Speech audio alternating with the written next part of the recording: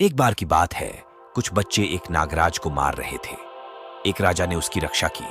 राजा पर प्रसन्न हो नागराज ने उस राजा को जानवरों की भाषा समझने और बोलने का वर प्रदान किया था, किंतु उससे यह चेतावनी भी दी थी कि यदि वह उस बात की चर्चा यदि कभी भी किसी से करेगा तो उसके प्राण चले जाएंगे। एक दिन राजकीय कामकाज के बाद राजा जब अपनी प्रिय रानी के साथ एक बाग में बैठा कुछ खा पी रहा था, तभी मिष्टान्न का एक छोटा सा टुकड़ा नीचे गिर गया। थोड़ी देर में वहां एक चींटी पहुंची और उस टुकड़े को देख खुशी से चिल्ला उठी, अरे वाह, इतना बड़ा मिष्टान्न जो एक पूरी बैलगाड़ी में भी नहीं समा सकता। फिर वह उस टुकड़ को उठा ले जाने की चेष्टा करने लगी।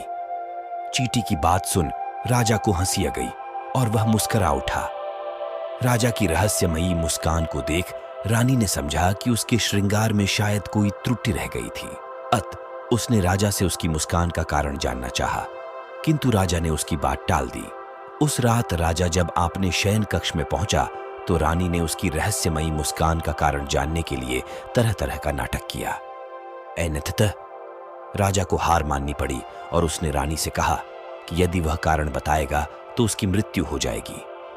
इस बात को भी सुनकर रानी अपनी जिद पर अड़ी रही। तब राजा ने उससे कहा कि दूसरे दिन उसे उसी उद्यान में सारी बात बता देगा। दूसरे दिन जब राजा अपने अनुचरों के साथ उसी उद्यान में जा रहा था तो उसे मार्ग में एक गधा और एक बकरी पहुंचने बातचीत करते दिखे। पास पर राजा ने सुना कि वह बकरी गधे से कह रही थी, गधे, तुम तो मूर्ख हो, किंतु आज मैंने जाना कि यह राजा तुमसे भी बड़ा मूर्ख है। राजा को बकरी की बात से बड़ा आश्चर्य हुआ। वह बकरी से पूछ बैठा कि आखिर वह उसे ठबड़ा मूर्ख क्यों समझती है। बकरी ने राजा से कहा, है राजन, आज तुम प्रसन्नतापूर्वक अपनी रानी को खुश करने के लिए अपने जीवन का बलिदान कर रहे हो, किंतु जब वह रानी तुम्हारी मृत्यु के बाद तुम्हारी समस्त संपत्ति की अधिकारिणी हो किसी दूसरे व्यक्ति के साथ जीवन का आनंद उठाएगी तो क्या तब भी तुम प्रसन्न रहोगे? बकरी की बात सुनकर राजा का विवेक जाग उठा। वह अपने जीवन का मूल्य समझने लगा।